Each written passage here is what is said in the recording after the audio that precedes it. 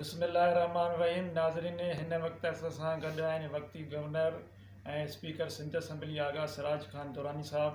असां उन्हनि सां ख़ासि तौर ते ज़िले शिकारपुर जी जेका सूरत हाल आहे उन हवाले सां असां ॻाल्हाईंदासीं त साईं जो जेको आहे कहिड़ो व्यूज़ रखंदा। सर, शिकारपुर ज़िले में जेको आहे हिन वक़्तु जेको आहे तव्हां छा था सम्झो त इहो माना सियासी या जेको ऑल ओवर व्यूज़ तव्हांजो माना कहिड़ो आहे?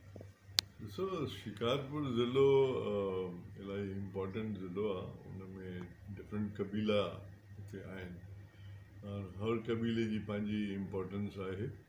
ऐं जॾहिं बि इलेक्शन्स अनाउंस थींदियूं आहिनि त उते सियासी मूवमेंट शुरू थी वेंदी आहे ऐं पोइ जेके बि कैंडिडेट हूंदा आहिनि कंहिंसां बि वास्तो हुजे, पर मेजॉरिटी जेकी आहे उहो पाकिस्तान पीपल्स पार्टी हमेशह उते इलेक्शन खटियूं आहिनि।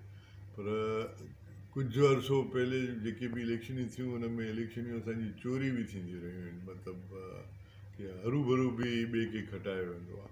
पर हाणे एनवायरमेंट काफ़ी चेंज थी वई आहे, इन करे जो कुझु नवां दोस्त असां वटि जॉइन करे विया आहिनि।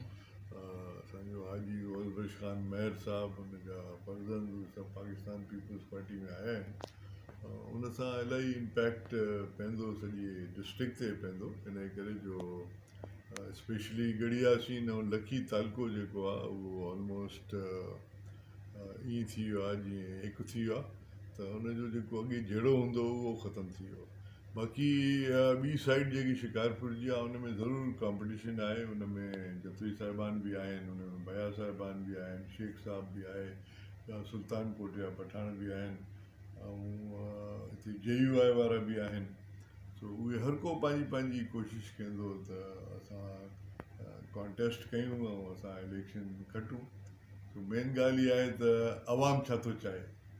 मेन आहे अवाम जी जंहिं ख़िदमत कई हूंदी, जेको अवाम सां डीलिंग कंदो हूंदो, अवाम सां मिलंदो हूंदो, अवाम वटि वेंदो हूंदो, मां सम्झां थो अवाम उनखे वधीक प्रेफरेंस कंदो। इन करे जो पाकिस्तान पीपल्स पार्टी जी पॉलिसी बि इहा ई रही आहे, अवामी पॉलिसी।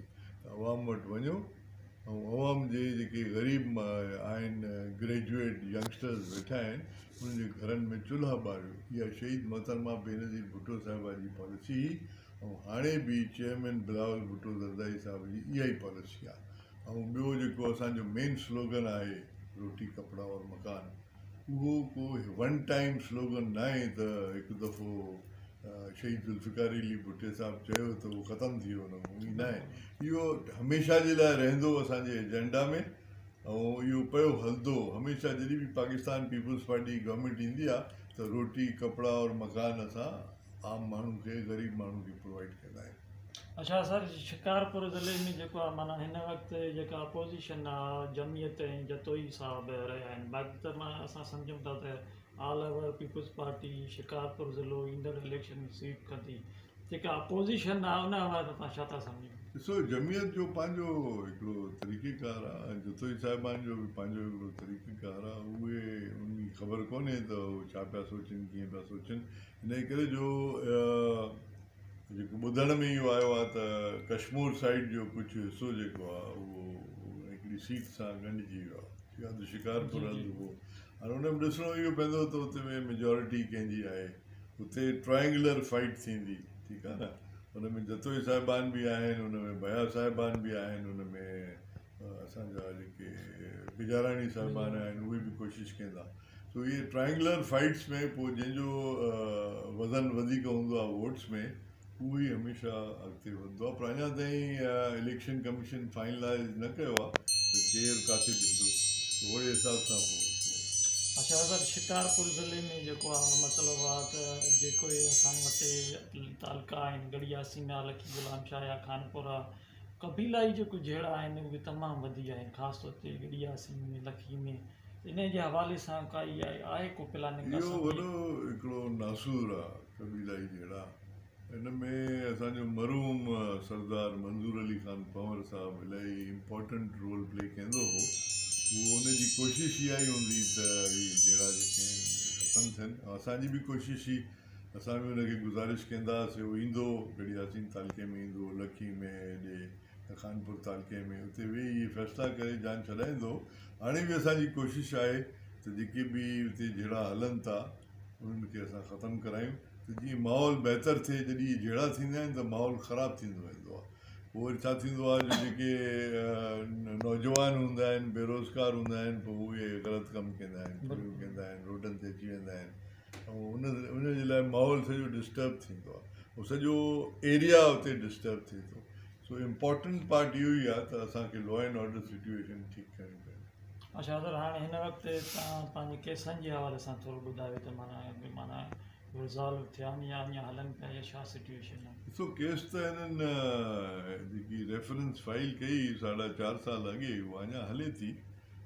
मां जेको जेल में हुयुमि, हाणे बेल आउट थियो आहे, कल्ह बि हाज़िरी हुई, त उहे हाणे वरी कोर्टियूं आहिनि शिफ्ट कयूं आहिनि।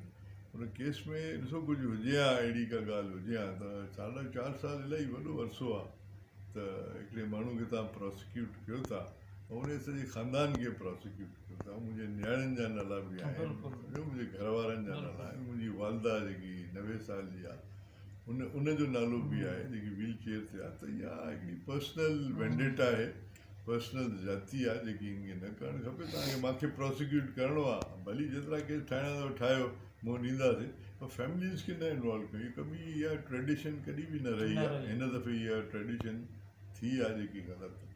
अच्छा सर, शिकारपुर ज़िले जी जेको आवाम आहे असांजो, जो ईंदड़ इलेक्शन में माना हाणे अचे पई, फेब्रुअरी में इलेक्शन आहे, ख़ासि तौर ते उनखे कहिड़ो तव्हां मैसेज ॾियणु चाहींदा? छा कंदव? मैसेज कहिड़ो ॾियणु चाहींदा? मैसेज इहो आहे त अमन अमान रहे, ऐं हर को पंहिंजी जंहिंखे बि आहे शौक़ु आहे इलेक्शन विढ़ण जो, उहो जेको इलेक्शन कमीशन जो जेको तरीक़ेकार आहे इलेक्शन विढ़ण जो, ओड़े हिसाब सां उहे इलेक्शन विढ़नि, हर को पंहिंजे हिसाब सां हलंदो, सुकून सां हलंदो।